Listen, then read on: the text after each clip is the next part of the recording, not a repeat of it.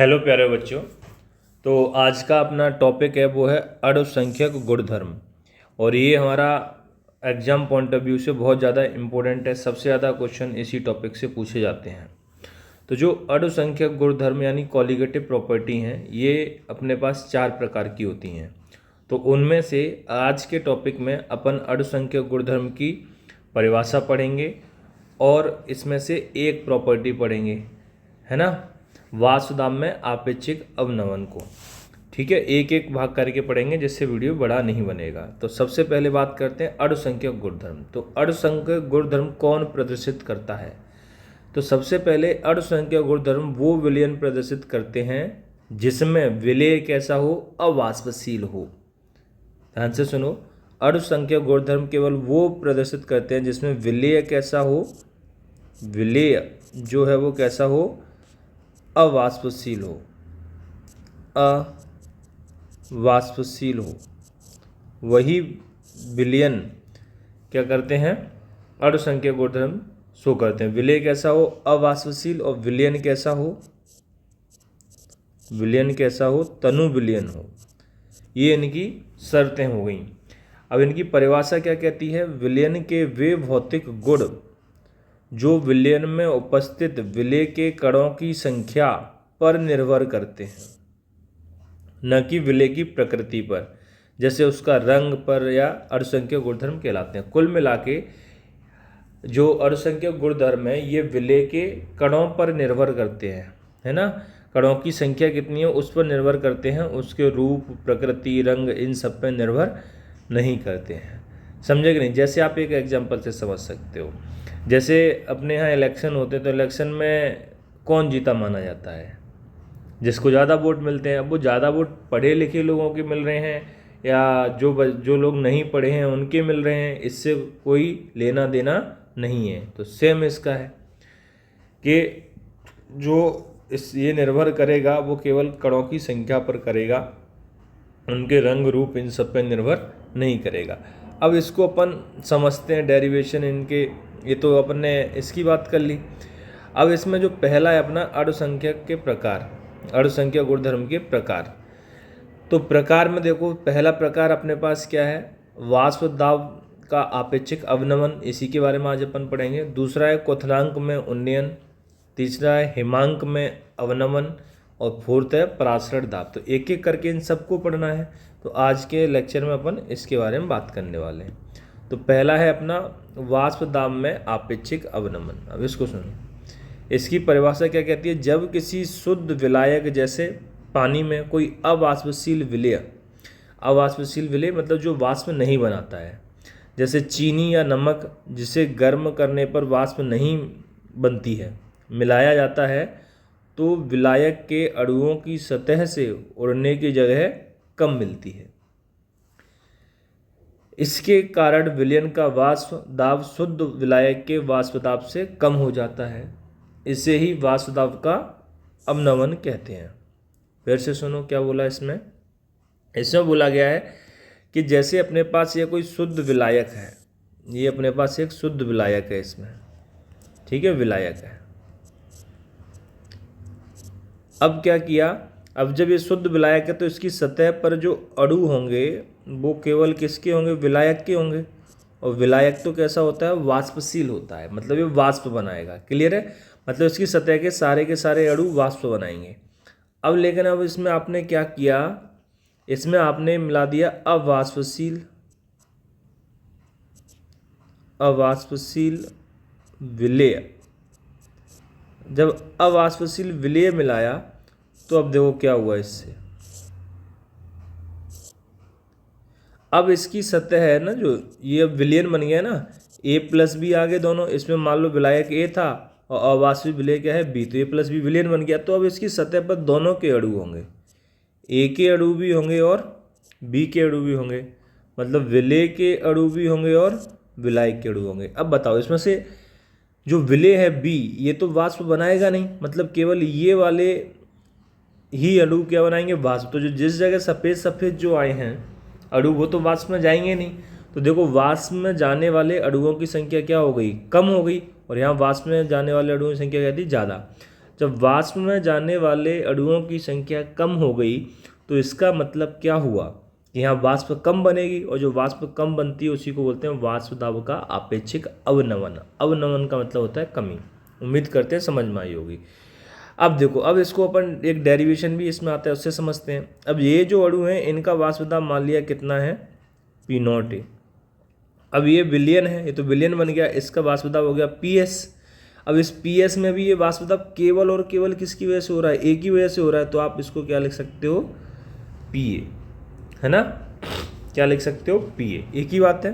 फिर से सुनो, यहाँ वाष्प B की वजह से तो बन नहीं रही है, केवल किसकी वजह से बन रही है, A की, इसलिए क्या लिख सकते हैं, PA। रोल्ट के नियम में अपन क्या पढ़े थे, वाष्प दोनों से बन रही थी।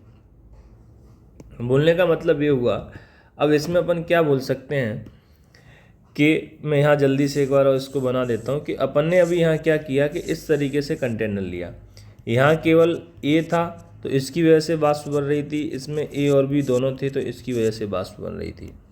इसकी वजह से प्योर शुद्ध जल है इसलिए P0A, इसमें A और B दोनों हैं तो PS हो गया, आप उसको PA भी लिख सकते हैं।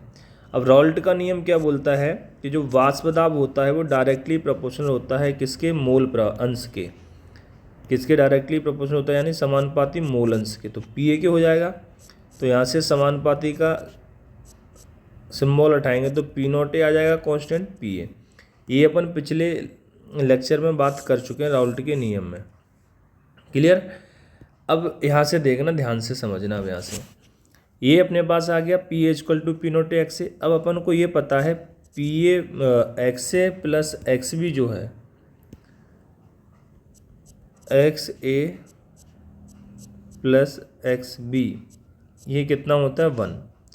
तो अगर अपन यहाँ से XA की वैल्यू निकालेंगे तो क्या हो जाएगा, 1 माइनस का XB। इस वैल्यू को यहाँ पुट कर दो, इस वैल्यू को यहाँ पुट करें तो क्या आ जाएगा, PA = P0A 1 माइनस XB। तो PA = क्या हो गया, P0A माइनस P0A XB हो गया। इस वाली टर्म को इधर लाओ, इसको उधर ले जाओ, तो ये हो गया P0A XB और ये हो जाएगा P0A माइनस PA। इसको बोलते हैं अपन LVP। क्या बोलते हैं इसको, LVP। LVP का मतलब है लोअरिंग वेपर प्रेशर, मतलब वाष्प दाब में अवनमन। वाष्प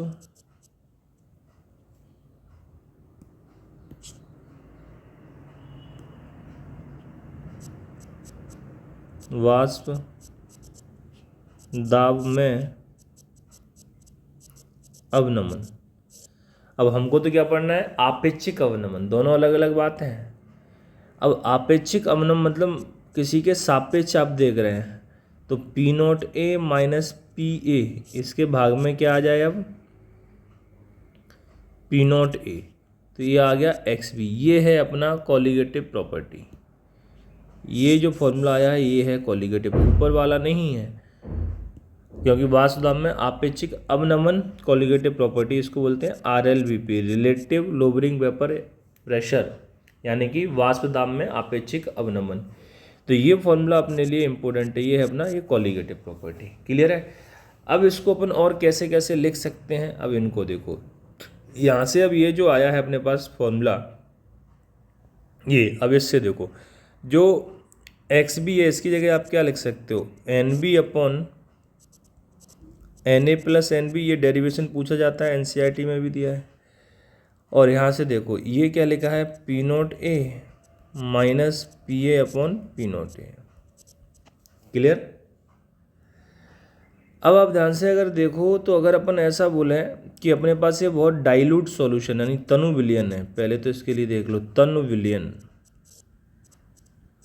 अगर तनु विलयन है तो इसका मतलब क्या हुआ कि A के मूलों की संख्या B के मूल से क्या है, बहुत ज़्यादा है। तो अपन नीचे जो है Na प्लस NB की जगह केवल क्या लिख सकते हैं, Na लिख सकते हैं। और यहाँ क्या आ गया, P0A minus PA upon P0A। अब देखो अब आप इसकी जगह क्या ले सकते हो, एन बी, और ये है मोल। मोल का क्या है, गिवन मास अपन मोलर मास, मतलब मोल का फॉर्मूला क्या हुआ, दिया हुआ द्रव्यमान जो कि डब्ल्यू ए मान लेते हैं, डिवाइड बाई मोलर मास जो कि एम ए मान लेते हैं। तो ये किसके बराबर हो गया, P naught A minus P A upon P naught A. अब देखो ये तो है एन बी, क्लियर है, और ये है डब्ल्यू ए, और इनटू ऊपर आ गया एम ए।